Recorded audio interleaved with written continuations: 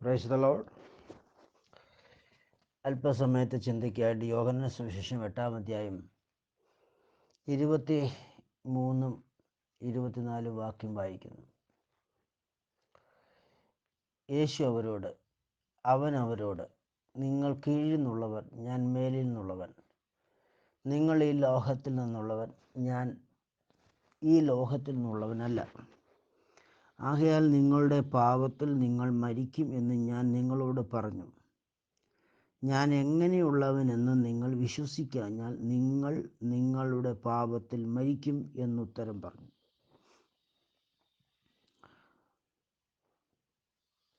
നസറേനായ യേശുവിൻ്റെ പരസ്യ ശുശ്രൂഷാവേളയിൽ സന്ദർഭം യോഹന്നാൻ സുവിശേഷം 8-ാം അധ്യായത്തിൽ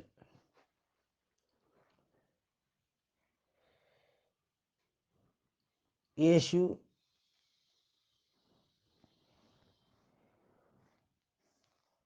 ഒലിവുമലയിലേക്ക് പോയി അതികാലത്ത് ദേവാലയത്തിൽ ചെന്നു. ദേവാലയമായിട്ടുള്ള ബന്ധത്തിൽ, അതായത് ദേവാലയത്തിൻ്റെ ഏരിയയിൽ, ആ സ്ഥലങ്ങളിൽ, ആ ചുറ്റുപാടുകളിൽ അവനായിരിക്കുന്ന സമയത്ത് വ്യഭിചാര കുറ്റത്തിൽ പിടിച്ച ഒരു സ്ത്രീയെ കർത്താവിൻ്റെ സന്നിധിയിൽ കൊണ്ടുവന്ന് വിശുദ്ധ തിരുവെഴുത്തിൽ, ന്യായപ്രമാണ പുസ്തകത്തിൽ മോശ മുഖാന്തരം അരുളി ചെയ്ത ദൈവവചനത്തെ ഉദ്ധരിച്ചുകൊണ്ട്,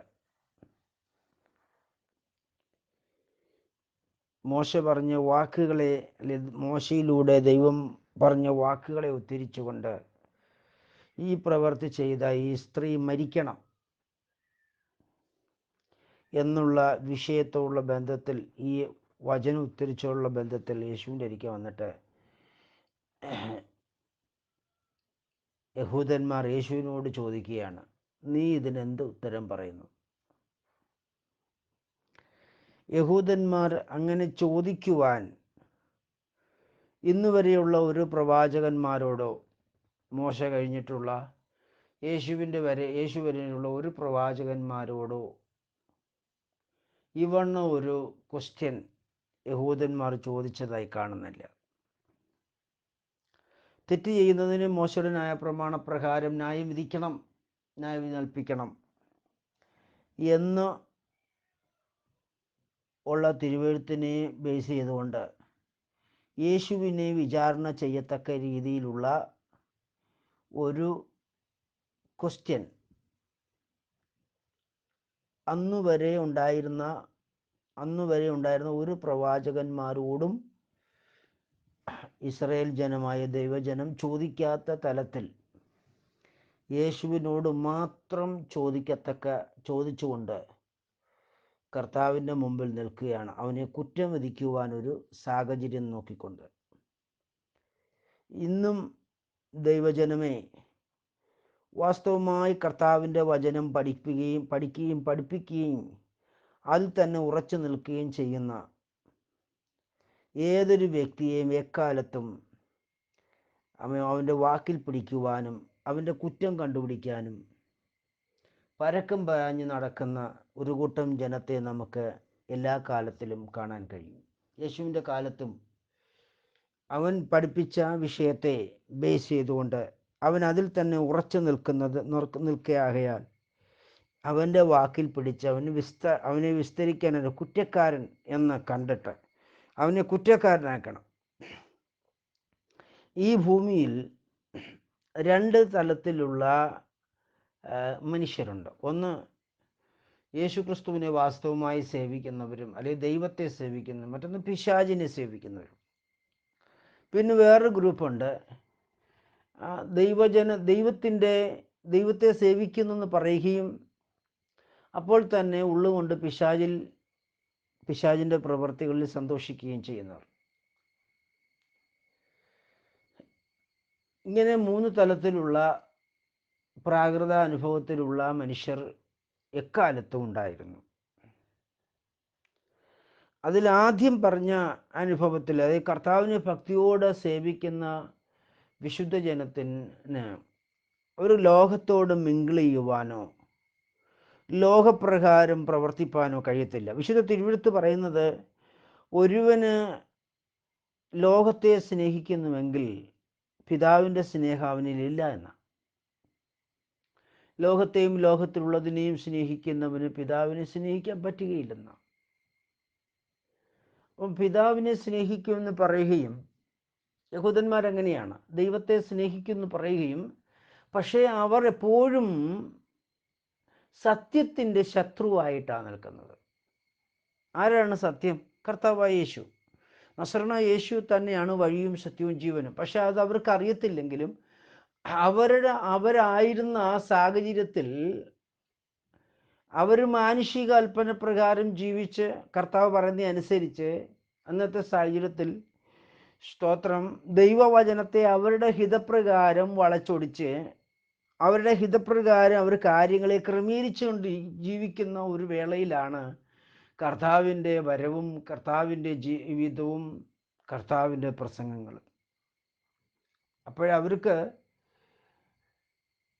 അവരുടെ മനസാക്ഷിയിൽ തങ്ങൾ ചെയ്യുന്നത് തെറ്റാണെന്ന് ബോധ്യമുണ്ടെങ്കിലും അവർക്ക് വിട്ടുകളയാൻ വയ്യാത്ത ഒരുപാട് കാര്യങ്ങൾ അവരിൽ ഉണ്ടായതുകൊണ്ട് അത് പരസ്യമായി ആരെയും പരസ്യമായി പറയുന്ന ഇഷ്ടപ്പെടാത്ത ഒരു വ്യക്തി സമൂഹമായിരുന്നു യഹൂദ വംശം അന്നത്തെ.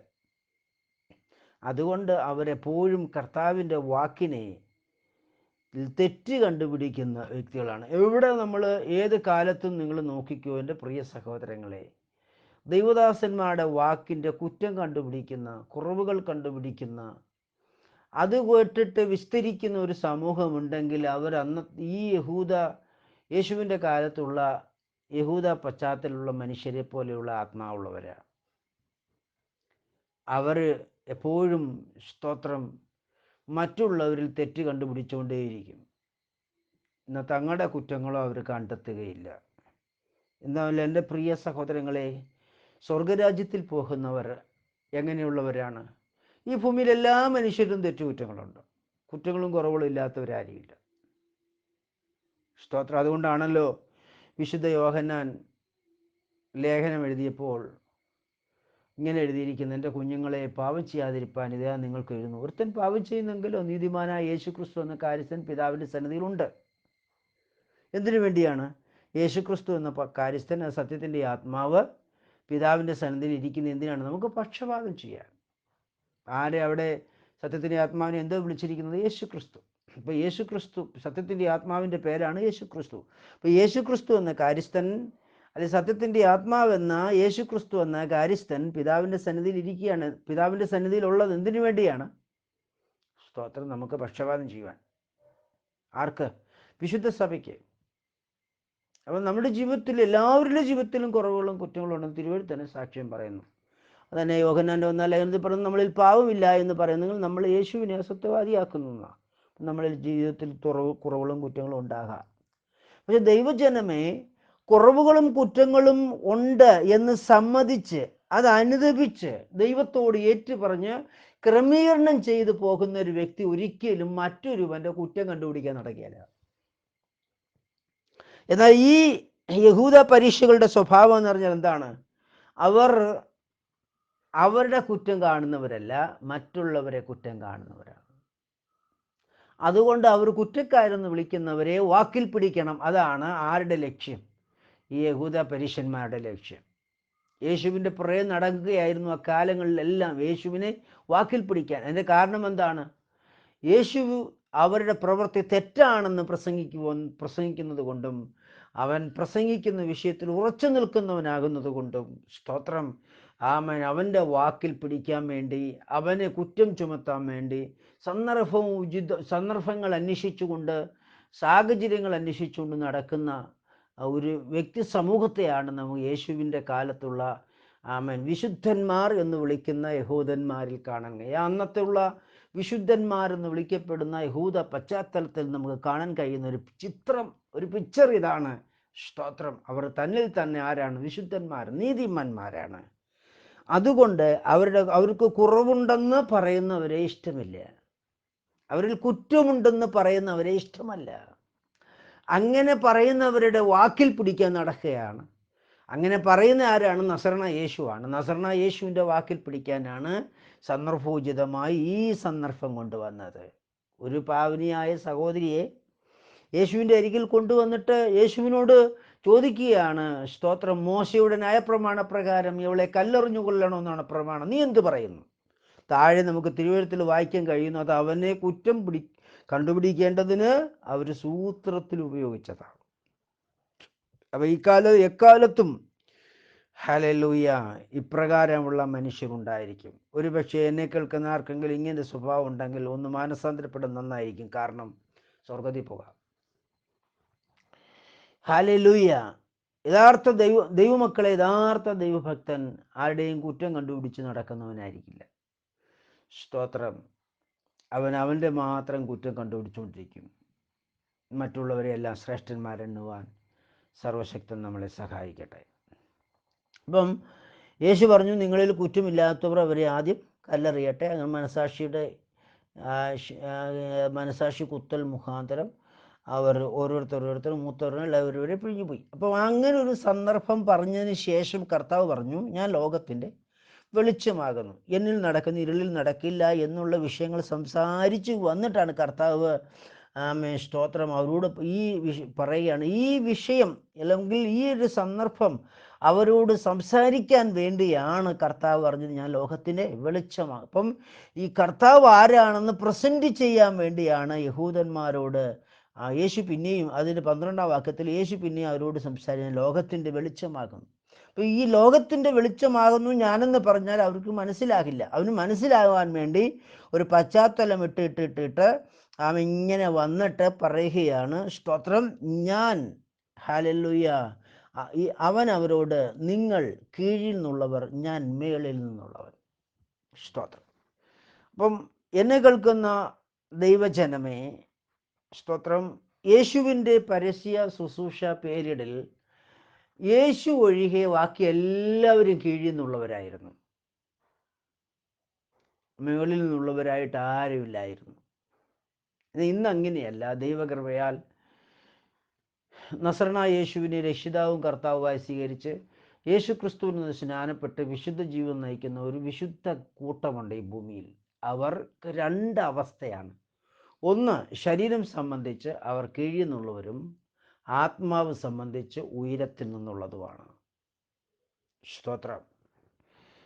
കീഴിൽ നിന്നുള്ളവൻ, ശരീരം സംബന്ധിച്ചുള്ള കീഴിലുള്ള അവസ്ഥ, സ്തോത്രം, ആദി മനുഷ്യനായ ആ മനുഷ്യൻ്റെ പ്രതിമയാണ്.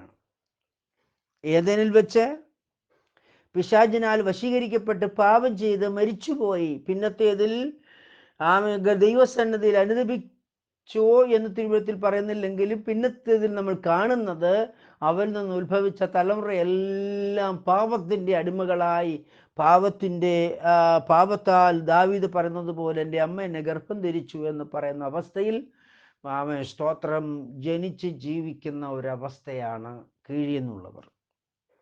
അവർ ഭൗമികരാണ്. സ്തോത്രം. എന്നാൽ യേശുവിനെ കർത്താവിൻ്റെ രക്ഷിതാവായി സ്വീകരിച്ച് യേശു ക്രിസ്തുവിന് സ്നാനപ്പെട്ട് വിശുദ്ധ ജീവിതം നയിക്കുന്ന ഒരു കൂട്ടം ജനമുണ്ട് ഈ ലോകത്തിൽ. ആ ജനത്തിൻ്റെ പ്രത്യേകത എന്ന് പറയുന്നത് അവർ, സ്തോത്രം, ശരീരം സംബന്ധിച്ച് കീഴിൽ നിന്നുള്ളവരും ആത്മാവ് സംബന്ധിച്ച് മുകളിൽ നിന്നുള്ളവരുമാണ്. അപ്പോൾ അവർക്ക് 2 തലത്തിലുള്ള സ്വഭാവം ഉണ്ടായിരിക്കും. ഒരു ആത്മീയന് 2 സ്വഭാവമുണ്ട്. എന്താണ് 2 സ്വഭാവം? ഒന്ന് ജഡത്തിൻ്റെ സ്വഭാവം, മറ്റൊന്ന് ആത്മാവിൻ്റെ സ്വഭാവം. എന്നാൽ ലോക മനുഷ്യന് ഒറ്റ സ്വഭാവമേ ഉള്ളൂ. ഹല്ലേലൂയ. അത് സ്തോത്രം, ജഡത്തിൻ്റെ സ്വഭാവം മാത്രം. ഹല്ലേലൂയ. എന്നാൽ ദൈവമക്കൾക്ക് 2 വ്യക്തിയാണ് ഒരു ശരീരത്തിൽ വസിക്കുന്നത്. സ്തോത്രം. ഈ ഭൂവാസത്തോടുള്ള ബന്ധത്തിൽ യേശുക്രിസ്തുവിൻ്റെ നാമത്തിൽ സ്നാനപ്പെട്ട് വേർപെടുന്ന ഏതൊരു വിശുദ്ധനിലും 2 വ്യക്തിയാണ് വസിക്കുന്നത്. 2 തലത്തിലുള്ള മനുഷ്യൻ. സ്തോത്രം. ഒന്ന് കീഴിൽ നിന്നുള്ള മനുഷ്യനും മറ്റൊന്ന് മുകളിൽ നിന്നുള്ള മനുഷ്യനും. ഹല്ലേലൂയ. കീഴിൽ നിന്നുള്ള മനുഷ്യൻ, സ്തോത്രം, ജനിച്ചത് പാപത്തിൻ്റെ വചനത്താലാണ്. മുകളിൽ നിന്നുള്ള മനുഷ്യൻ ജനിച്ചത് ജീവന്റെ വചനത്താലാണ്. സ്തോത്രം. പാപത്തിൻ്റെ വചനം സമം ആദമിക ബീജത്താലാണ് ജനിച്ചത്. മുകളിൽ നിന്നുള്ള മനുഷ്യൻ, സ്തോത്രം, ദൈവവചനം എന്ന ബീജത്താലാണ് ജനിച്ചത്. ഈ രണ്ട് തലത്തിലുള്ള ജീവനും, ഇത് രണ്ട് ബീജത്തിൽ നിന്ന് ഉത്ഭവിച്ചത് രണ്ട് ജീവനാണ്.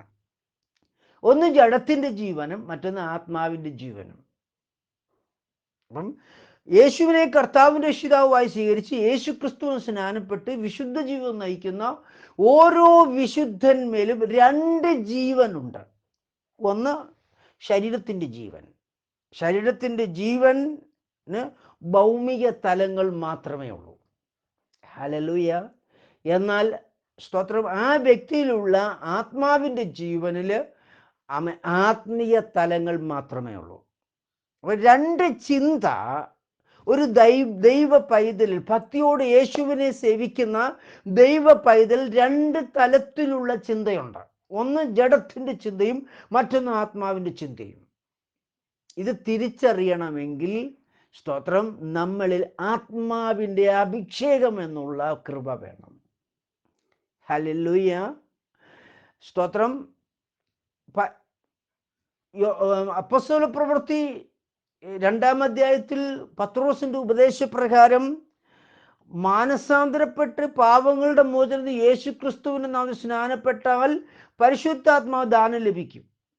ഈ ദാനം ലഭിച്ചതിന് ശേഷം അവരുടെ മേൽ അവർക്ക് ആ സ്തോത്രം, ആ വ്യക്തികളിൽ കർത്താവ് അളവ് കൂടാതെയുള്ള ദൈവശക്തി പകരണം. ആ ദൈവശക്തിയാലുള്ള ആ ദൈവശക്തിയാണ് അഭിഷേകം എന്ന് പറയുന്നത്. സ്തോത്രം.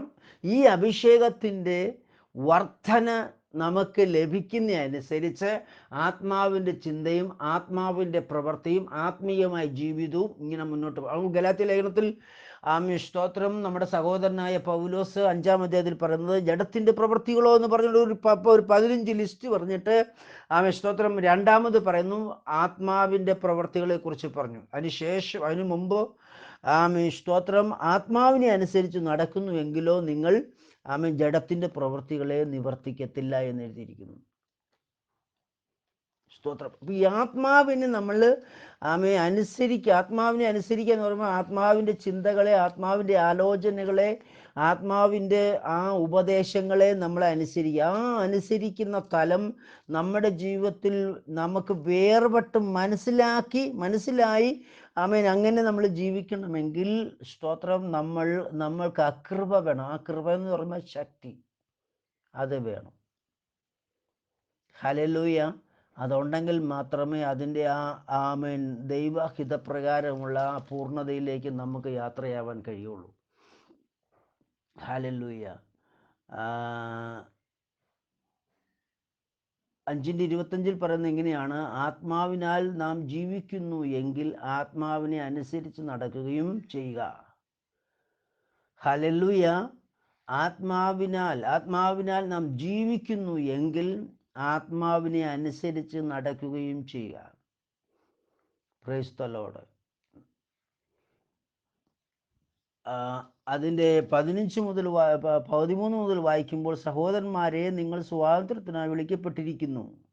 ഈ സ്വാതന്ത്ര്യം ജഡത്തിന് അവസരമാക്കുക മാത്രം ചെയ്യാതെ സ്നേഹത്തിൽ അന്യോന്യം സ്നേഹിപ്പീൻ. കൂട്ടുകാരനെ നിന്നെ പോലെ സ്നേഹിക്കണം എന്നുള്ള ഏകകൽപ്പന ന്യായപ്രമാണം മുഴുവനും അടങ്ങിയിരിക്കുന്നു.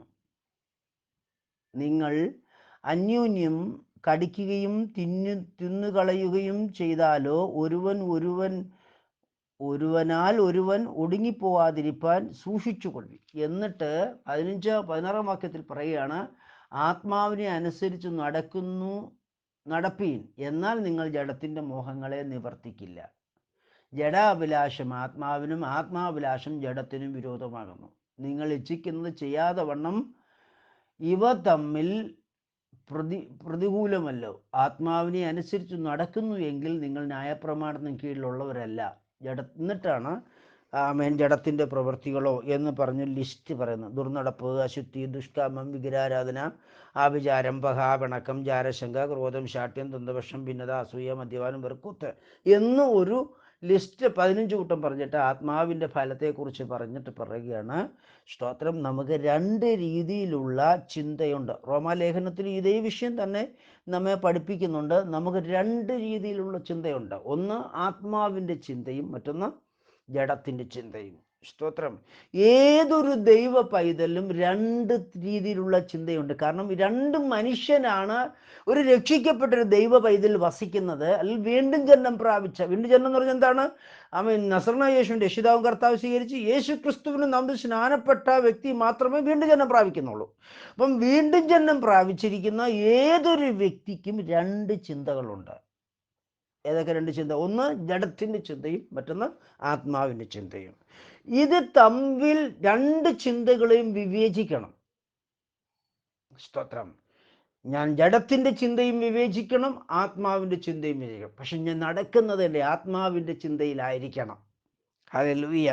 അങ്ങനെയെങ്കിൽ ഞാൻ ജഡത്തിൻ്റെ മോഹങ്ങളെ നിവർത്തിക്കില്ല. സ്തോത്രം. അങ്ങനെയെങ്കിൽ മാത്രമേ എനിക്ക് പിശാചിനെ ജയിച്ച് മുന്നേറാൻ പറ്റത്തുള്ളൂ. അതാണ് ദൈവം എന്നെക്കുറിച്ച് ആഗ്രഹിക്കുന്നത്. സ്തോത്രം. ഇപ്പം എന്നെ കേൾക്കുന്ന എൻ്റെ പ്രിയ സഹോദരങ്ങളെ, നമ്മളിൽ 2 അവസ്ഥയാണ്. ഒന്ന് കീഴിൽ നിന്നുള്ള അവസ്ഥയും മറ്റൊന്ന് മുകളിൽ നിന്നുള്ള അവസ്ഥയും. 2 മനുഷ്യനാണ് നമ്മളിൽ വസിക്കുന്നത്, എന്നിലും നിങ്ങളിലും. യേശുക്രിസ്തു സ്നാനപ്പെട്ട് വേർപെട്ട് എൻ്റെ വാക്ക് കേൾക്കുന്ന ഏതൊരു വ്യക്തിയിലും 2 മനുഷ്യൻ നിൽപ്പുണ്ട്. ഒന്ന് ഭൗമിക മനുഷ്യനും മറ്റൊന്ന് ആത്മീയ മനുഷ്യനും. ഒന്ന് കീഴിൽ നിന്നുള്ള മനുഷ്യനും മറ്റൊന്ന് മുകളിൽ നിന്നുള്ള മനുഷ്യനും. സ്തോത്രം. ആമേൻ. ഒന്ന് 2ഉം വചനത്താലാണ് ജനിച്ചിരിക്കുന്നത്. ഒന്ന് ജഡരക്തം എന്ന നിയമത്തിൻ്റെ വചനമാണ്, അത് പാപത്തിൻ്റെ വചനമാണ്. പാപത്താൽ എൻ്റെ അമ്മേനെ ഗർഭം ധരിച്ചു. ദാവീദ് 139 സങ്കീർത്തനത്തിൽ പറയുന്നു, പാപം താലുള്ള ബീജം. മറ്റൊന്ന് കെടുന്ന ബീജത്താലല്ല, കെടാത്തതും നിലനിൽക്കുന്നതുമായ ജീവന്റെ വചനത്താൽ നമ്മെ അവൻ വീണ്ടും ജനിപ്പിച്ചിരിക്കുന്നു. പത്രോസിൻ്റെ 1-ാം ലേഖനം 2:22 തോന്നുന്നു. സ്തോത്രം. ഇങ്ങനെ എഴുതിയിരിക്കുന്നു. ആമേൻ. കെടാത്ത ബീജത്തെക്കുറിച്ച്.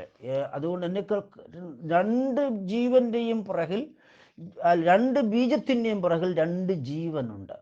സ്തോത്രം. 2 ജീവനാണ് യേശു ക്രിസ്തുവിൽ ദൈവത്തെ അനുഗമിക്കുന്ന ഏതൊരു ദൈവ പൈതലിലും ഉണ്ടത്. ഹല്ലേലൂയ. യേശു ക്രിസ്തുവിൽ ജീവിക്കുന്ന ഏതൊരു ദൈവ പൈതലിലും സ്തോത്രം 2 ജീവനുണ്ട്.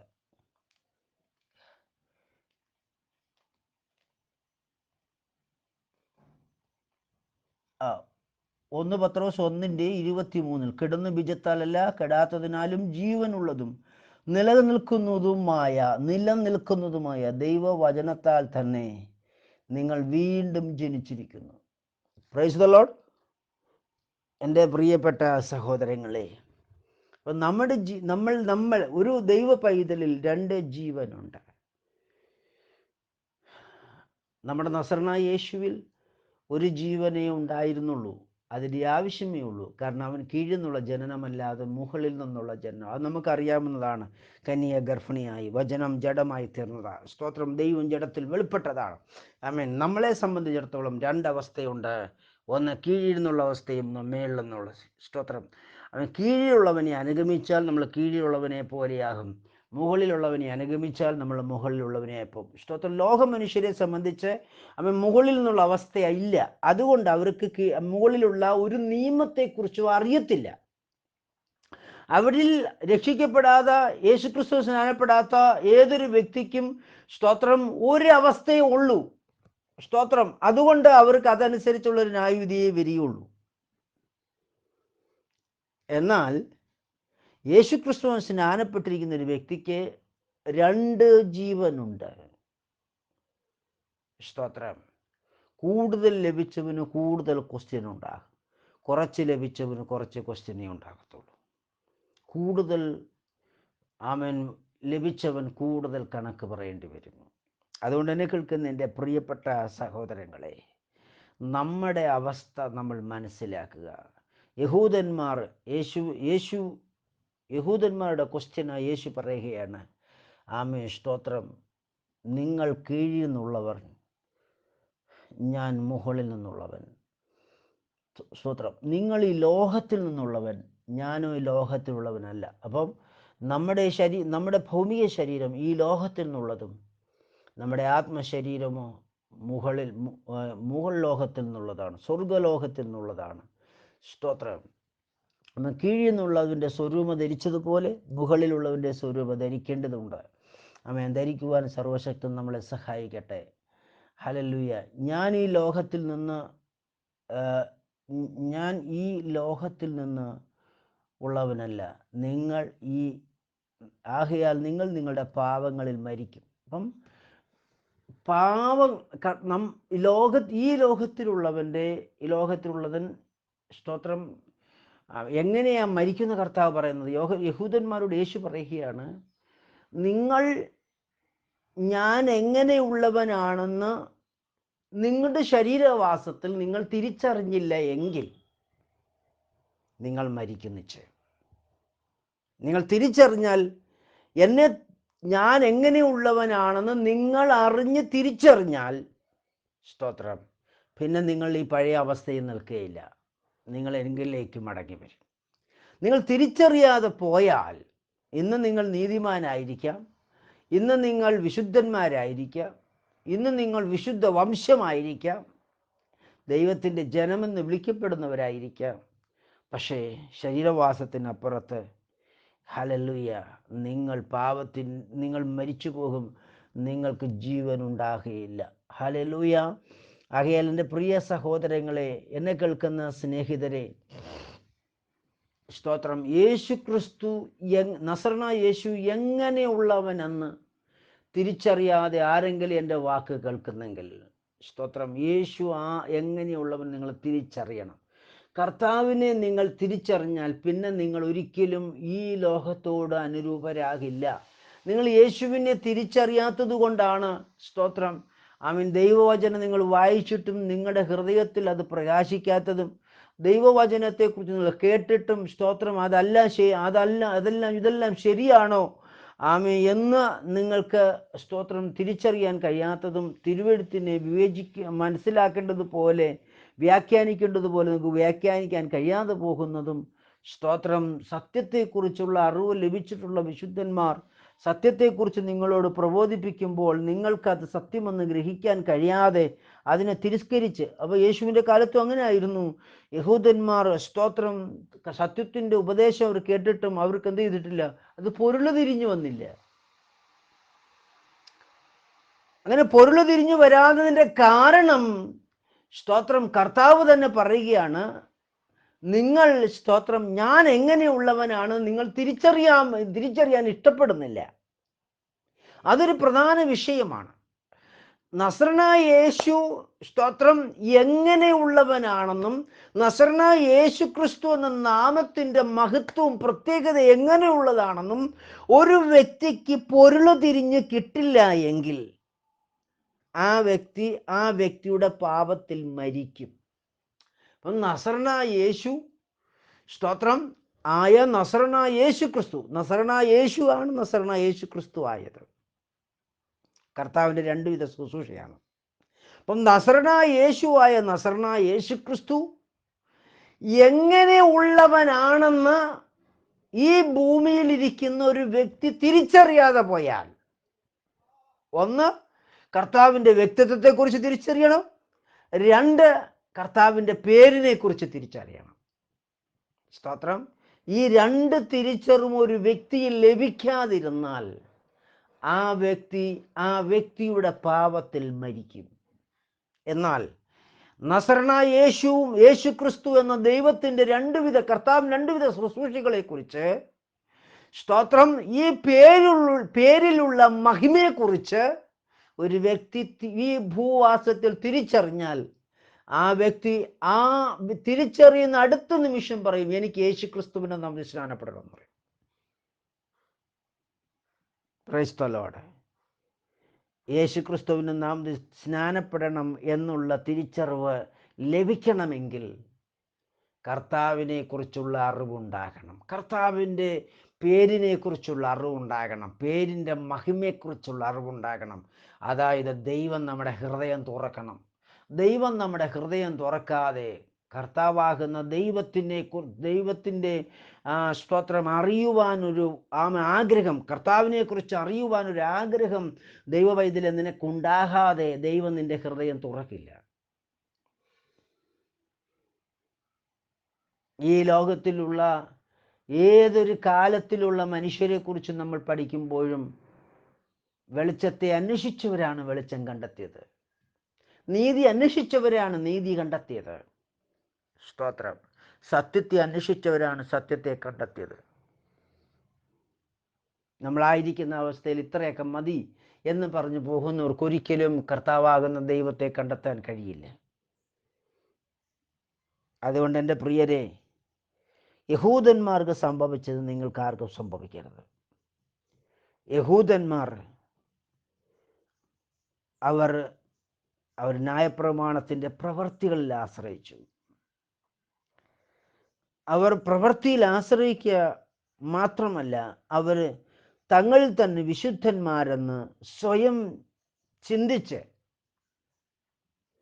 സ്തോത്രം, ഞങ്ങൾ അബ്രഹാമിൻ്റെ സന്തതിയാണ്, ഞങ്ങൾ വീണ്ടെടുപ്പ് വില കൊടുത്തതാണ്, ന്യായപ്രമാണം പ്രകാരം ന്യായപ്രമാണത്തിൻ്റെ ആചാരങ്ങൾ ഞങ്ങൾ കുഞ്ഞുനാൾ മുതലേ അനുസരിച്ചു പോകുന്നു, അതുകൊണ്ട് ഞങ്ങൾ ആരാണ്? ഞങ്ങൾ വിശുദ്ധരാണ്, ഞങ്ങൾ ഭക്തരാണ്. ഇതിൽ കൂടുതലൊരു ഉപദേശം ഞങ്ങൾക്കിനി ആവശ്യമില്ല. എൻ്റെ കുഞ്ഞുനാൾ മുതൽ ഞങ്ങൾ കേട്ട്, ഞാൻ ജനിച്ചത് യഹൂദ മതത്തിലാണ്, ന്യായപ്രമാണത്തിൻ്റെ വ്യവസ്ഥയിലാണ്, 8-ാം നാൾ ഞാൻ പരിച്ഛേദനയേറ്റവനാണ്. സ്തോത്രം.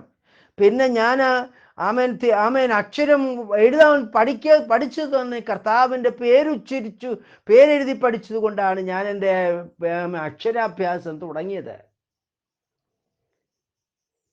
ഞാൻ എൻ്റെ ദൈവത്തെക്കുറിച്ച് പഠിച്ചാണ് ജ്ഞാനം സമ്പാദിച്ചിരിക്കുന്നത്.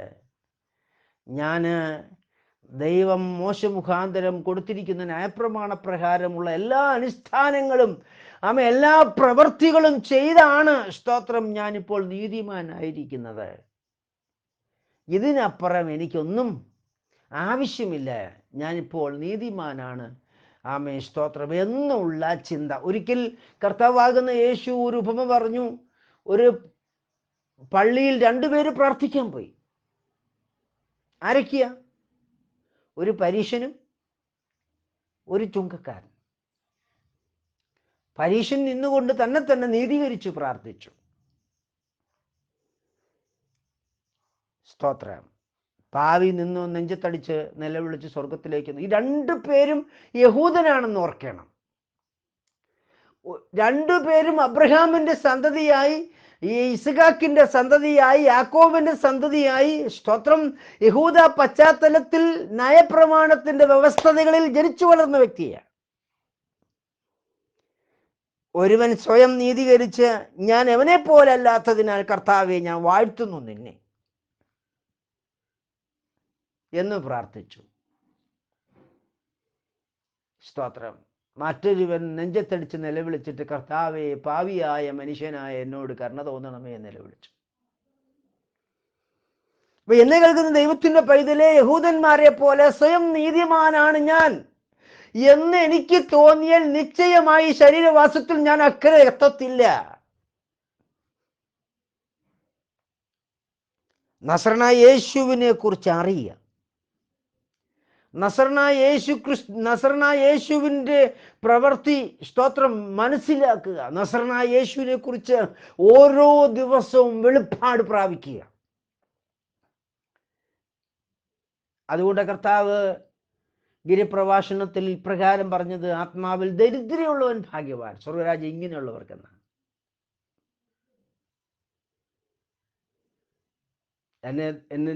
എന്നെ കേൾക്കുന്ന എൻ്റെ പ്രിയരെ, ഓരോ ദിവസവും കർത്താവിനെ കുറിച്ചുള്ള വെളിപ്പാട് പ്രാപിച്ച് കഴിയുമെങ്കിൽ ഒരാഴ്ചയ്ക്കുള്ളിൽ അകത്തെങ്കിലും, സ്തോത്രം, ഒരു മാസത്തിനകത്തെങ്കിലും, സ്തോത്രം, ഏറ്റവും കുറഞ്ഞത് ഒരു വർഷത്തിലെങ്കിലും ദൈവത്തിനെ കുറിച്ചൊരു വെളിപ്പാട് പ്രാപിച്ചിരിക്കണം.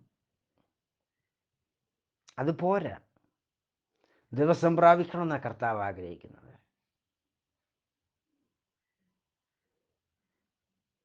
നമ്മുടെ അനുഷ്ഠാനങ്ങളും ആചാരങ്ങൾ കൊണ്ടും നമ്മൾ സ്വർഗരാജ്യത്തിൽ പ്രവേശിക്കില്ലെന്നാണ് കർത്താവ് പറയുന്നത്. കർത്താവിൽ നിന്ന് ദിവസവും പ്രാപിക്കണം. നമ്മുടെ സഹോദരനെ പൗലോസ് അങ്ങനെയായിരുന്നു. അവൻ ദിനം പ്രതി ദൈവത്തിൽ നിന്ന് പ്രാപിക്കുമായിരുന്നു. ഇനിയിപ്പോൾ ദിനം പ്രതി നമുക്ക് പ്രാപിക്കാൻ പറ്റിയില്ലെന്നിരിക്കട്ടെ, പറ്റണം, അത് ദൈവം ആഗ്രഹിക്കുന്നു, പക്ഷെ പറ്റിയില്ലെന്നിരിക്കട്ടെ. പിന്നത്തേതിൽ ദൈവദാസനെ പൗലോസ് പറയുന്നു, ഒരുവൻ എല്ലാ ദിവസത്തെയും ദൈവമഹത്വത്തിനായി ഉപയോഗിക്കുന്നു. ഒരു ദിവസം ഒരുവൻ മറ്റൊരുവൻ വേറൊരു ദിവസം ചെയ്യാൻ പറ്റില്ല, അടുത്ത ദിവസത്തെ അവൻ ദൈവത്തിന് സന്നിധിയിൽ മാനിക്കും. അവരവരുടെ പ്രവൃത്തി എല്ലാം പ്രവൃത്തി ദൈവഹിത പ്രകാരമായിക്കൊള്ളട്ടെ എന്ന് കർത്താവിൻ്റെ ലേഖനത്തിലൂടെ അവൻ നമ്മളെ പഠിപ്പിക്കുന്നുണ്ട്. എങ്ങനെയെങ്കിൽ എൻ്റെ പ്രിയരെ, നമ്മുടെ സ്വയം നീതീകരണം എല്ലാം ഒന്ന് മരിപ്പിച്ച്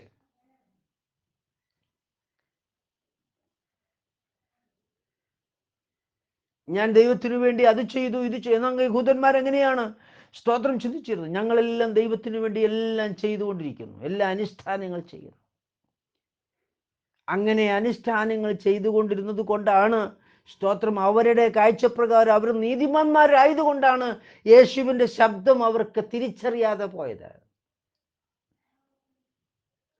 അവരുടെ ഒരു കൂട്ടിൽ വലിയൊരു ഗ്രൂപ്പ്, അവരുടെ നേതാക്കന്മാരായിരിക്കുന്ന വലിയൊരു ഗ്രൂപ്പിന് സ്തോത്രം കർത്താവിനെ കുറിച്ചുള്ള ഒരു അറിവ് ലഭിക്കാതെ പോയി. അപ്പോൾ ആ സമയത്ത് തന്നെ സ്തോത്രം തന്നിൽ തന്നെ കുറവ് കണ്ടെത്തിയ നിക്കോദോമസ് എന്താ ദൈവസന്നിധിയിൽ ചെന്ന് പറഞ്ഞത്? കർത്താവേ, നീ ദൈവസന്നിധിയിൽ നിന്ന് വന്നവനല്ലെങ്കിൽ നീ ചെയ്യുന്ന പ്രവൃത്തി ചെയ്യുവാൻ ആർക്കും കഴിയില്ല. ആ വ്യക്തി സ്തോത്രം ഓരോ ദിവസവും തന്നിൽ നോക്കി തന്നെ ദൈവസന്നിധിയിൽ സ്വയം നീതീകരിക്കുകയല്ല, കർത്താവിൻ്റെ സന്നിധിയിൽ പ്രാർത്ഥനയിൽ ഏൽപ്പിക്കുന്ന വ്യക്തിയായിരുന്നു. അബ്രഹാം കർത്താവിനെ കുറിച്ച് അറിയുവാൻ ആഗ്രഹിച്ചു, കാണാൻ ആഗ്രഹിച്ചു. ഈ അധ്യായത്തിൽ തന്നെ പറയുന്നു, കർത്താവ് പറയുകയാണ്, അബ്രഹാം എന്നെ കാണാൻ ആഗ്രഹിച്ചു. അവൻ കണ്ടുപിടിക്കുന്നു. കാരണം അബ്രഹാം ഈ പശ്ചാത്തലത്തിലുള്ള യഹൂദന്മാരെ പോലെ ആയിരുന്നില്ല. സ്വയം ഓരോ ദിവസവും തന്നിൽ തന്നെ കുറവുകളെ കണ്ടെത്തുന്നവനായിരുന്നു. ഒരു തെറ്റും ചെയ്തില്ലെങ്കിലും ഞാൻ ഒരു തെറ്റും ചെയ്തില്ലെന്ന് പറയില്ല, ദൈവസന്നിധിയിൽ അനുദപിക്കുന്നവനായിരുന്നു. എൻ്റെ പ്രിയ സഹോദരങ്ങളെ, ദിനവും ശുദ്ധീകരണം ആവശ്യമാണ്. ഈ ഉപവാസത്തിൽ നമ്മുടെ ശരീരത്തിലിരിക്കും കാലത്തോളം നമ്മുടെ ജീവിതത്തിൽ കുറവുകളും കുറ്റങ്ങളും ഉണ്ട്. നമ്മൾ എന്തെങ്കിലും കർത്താവിൻ്റെ സന്നിധിയിൽ പ്രവർത്തിക്കുന്നെങ്കിൽ അത് നമ്മല്ല പ്രവർത്തിക്കുന്നത്, നമ്മിലുള്ള ദൈവകൃപയാണ്. ഞാൻ ഒരു ശബ്ദം ഉച്ചരിക്കുന്നെങ്കിൽ അത് ദൈവകൃപയാണ് എന്ന് മനസ്സിലാക്കുക. ദൈവകൃപയാണ് എന്നിൽ ഉച്ചരിക്കുന്നെങ്കിൽ ദൈവം എന്നെ ഉപയോഗിക്കുകയാണ്, ഞാൻ സ്വയമല്ല എന്ന് മനസ്സിലാക്കുക. എന്നെ പ്രാർത്ഥനയോട് ദൈവസന്നിധി ഉറ്റിരിക്കുന്നുവെങ്കിൽ യേശുവിൻ്റെ പരസ്യ ശുശ്രൂഷക്കാലത്തെ യഹൂദന്മാരെന്ന ഒരു വലിയ സമൂഹത്തിന്, അല്ലെങ്കിൽ വിശുദ്ധന്മാരെന്ന് പറയുന്ന ഒരു സമൂഹത്തിന് ഈ ദൈവത്തെ, കർത്താവിനെ കാണേണ്ടതുപോലെ കാണാൻ കാഴ്ച ലഭിക്കാതെ നഷ്ടപ്പെട്ടു പോയതുപോലെ നമ്മുടെയും ജീവിതത്തിൽ സംഭവിച്ചുകൂടായിരുന്നില്ല. അതുകൊണ്ട് എന്നെ കേൾക്കുന്ന ദൈവത്തിൻ്റെ പൈതലേ, നമ്മൾ ഈ ഭൂവാസത്തിൽ ജീവിക്കുമ്പോൾ നാം നമ്മെ കാണുന്നതൊന്ന് മതിയാക്കിയിട്ട് കർത്താവിനെ കുറിച്ചുള്ള വെളിപ്പാട് കാണുവാൻ, നസറനായ യേശു ആരെന്നുള്ള വെളിപ്പാട്, നസറനായ യേശു ക്രിസ്തുവിനെ കുറിച്ചുള്ള വെളിപ്പാട്, എത്ര കിട്ടിയാൽ എത്ര ലഭിച്ചാലും സ്തോത്രം അനന്തമായി കാര്യങ്ങളാണ് കർത്താവിൽ നിന്നുള്ള വെളിപ്പാടെന്ന് പറയുന്നത്. എത്ര ലഭിച്ചാലും കർത്താവിൽ നിന്ന് ഇങ്ങനെ വന്നുകൊണ്ടേയിരിക്കും. അതുകൊണ്ട് ദൈവം ആഗ്രഹിക്കുന്ന തലത്തിൽ ദൈവഹിതപ്രകാരം മുന്നോട്ട് പോകുവാൻ ദൈവകരങ്ങളിൽ നമ്മെ സമ്പൂർണ്ണമായി സമർപ്പിക്കാം. യഹൂദന്മാർക്ക് യേശു ആരെന്ന് തിരിച്ചറിഞ്ഞില്ല, നമുക്കും അങ്ങനെ സംഭവിച്ചുകൂടാന്നില്ല. അതുകൊണ്ട് നാം നമ്മിലേക്ക് നോക്കുക, നമ്മുടെ കുറവുകളെ കണ്ടെത്തുക, കർത്താവിലേക്ക് തിരിയുക, ഓരോ ദിവസവും കർത്താവിനുള്ള വെളിപ്പാടുകൾ പ്രാപിച്ച് മുന്നോട്ട് പോകുവാൻ സർവശക്തനായ ദൈവം നമ്മളെ സഹായിക്കട്ടെ. അതുകൊണ്ട് എന്നെ കേൾക്കുന്ന എൻ്റെ പ്രിയരെ, കർത്താവിനെ കുറിച്ചുള്ള വെളിപ്പാട് തിരിച്ചറിയാതെ പോകുന്ന ഒരു വ്യക്തിയും ദൈവരാജ്യത്തിൽ കർത്താവ് എങ്ങനെയുള്ളവൻ എന്ന് തിരിച്ചറിയാതെ പോയാൽ നമ്മൾ ദൈവരാജ്യത്തിലെത്തില്ല. നമ്മുടെ യാത്ര നിഷ്ഫലമായി തീരും. അത് സംഭവിക്കാതിരിക്കട്ടെ. സർവശക്തി നിങ്ങളെ അനുഗ്രഹിക്കട്ടെ എന്ന് ഞാൻ കർത്താവിൽ പ്രാർത്ഥിച്ചുകൊണ്ടൊരു വാക്കുകൾ ഉപസംഹരിക്കുന്നു. ദൈവം നിങ്ങളെ അനുഗ്രഹിക്കട്ടെ, സഹായിക്കട്ടെ.